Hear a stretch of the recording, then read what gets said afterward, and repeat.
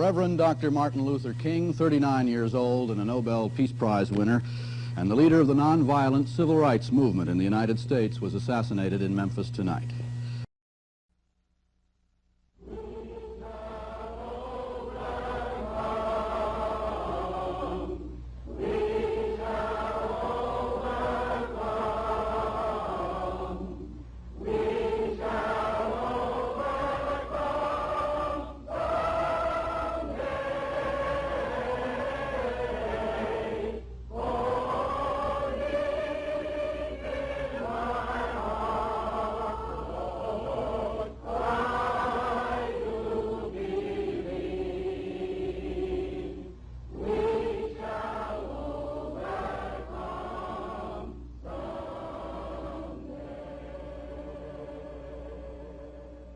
At this time, I have the honor to present to you the moral leader of our nation.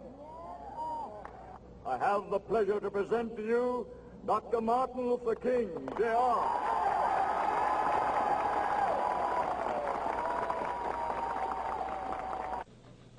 Dan Rather reporting for CBS News from New York. The Reverend Martin Luther King, Jr. was shot to death by an assassin late today as he stood on a balcony in Memphis, Tennessee. Dr. King had planned to lead another civil rights march in Memphis next Monday.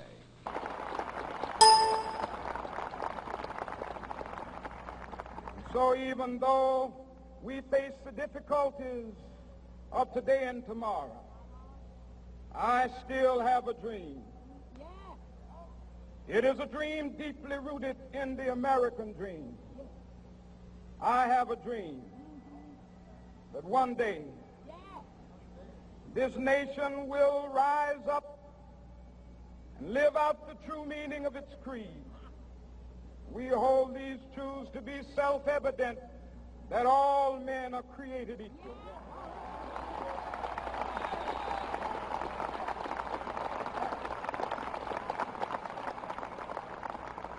I have a dream that one day on the red hills of Georgia, the sons of former slaves and the sons of former slave owners will be able to sit down together at the table of brotherhood. I have a dream that one day even the state of Mississippi, a state sweltering with the heat of injustice, sweltering with the heat of oppression, will be transformed into an oasis of freedom and justice. I have a dream that my 4 little children will one day live in a nation where they will not be judged by the color of their skin, but by the content of their character. I have a dream today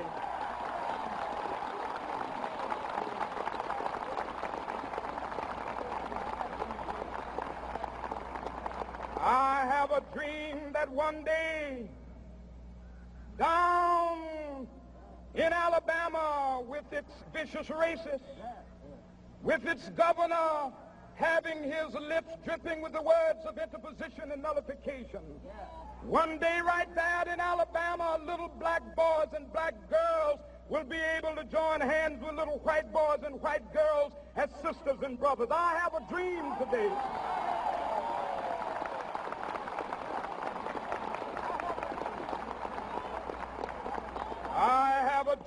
that one day every valley shall be exalted, and every hill and mountain shall be made low, the rough places will be made plain, and the crooked places will be made straight, and the glory of the Lord shall be revealed, and all flesh shall see it together.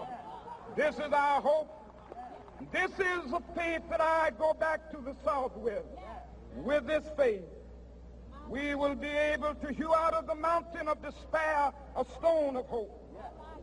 With this faith, we will be able to transform the jangling discords of our nation into a beautiful symphony of brotherhood.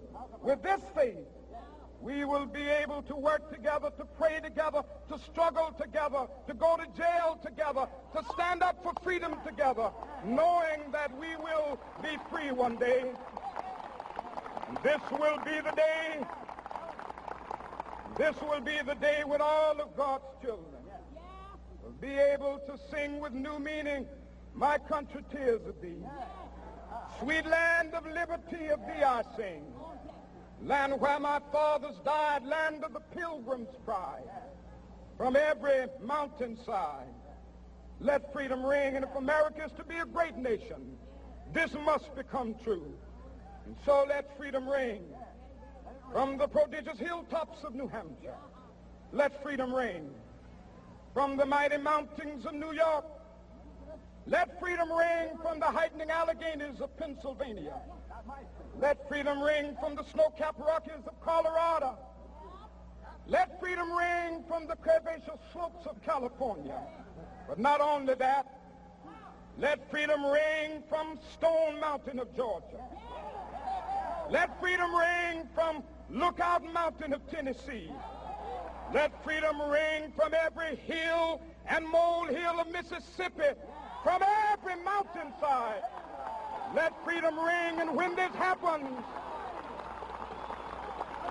and when we allow freedom ring, when we let it ring from every village and every hamlet, from every state and every city, we will be able to speed up that day when all of God's children, black men and white men, Jews and Gentiles, Protestants and Catholics, will be able to join hands and sing in the words of the old Negro spiritual, free at last, free at last. Thank God Almighty, we are free at last.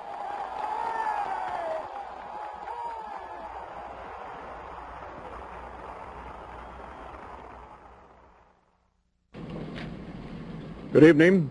Dr. Martin Luther King, the apostle of nonviolence in the civil rights movement, has been shot to death in Memphis, Tennessee. Police have issued an all-points bulletin for a well-dressed young white man seen running from the scene. Officers also reportedly chased and fired on a radio-equipped car containing 2 white men. Dr. King was standing on the balcony of a second-floor hotel room tonight when, according to a companion, a shot was fired from across the street.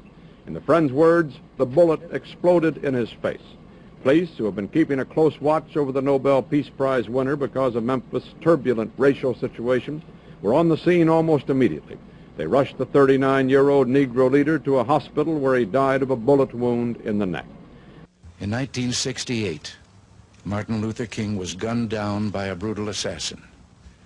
His life cut short at the age of 39. But those 39 short years had changed America forever.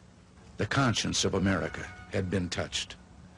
Across the land, people had begun to treat each other not as blacks and whites, but as fellow Americans. And in his words, from every mountainside, let freedom ring. I don't know what will happen now.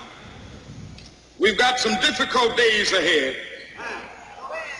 But it really doesn't matter with me now, because I've been to the mountaintop. I don't mind. Like anybody, I would like to live a long life. Longevity has its place. But I'm not concerned about that now. I just want to do God's will. And He's allowed me to go up to the mountain.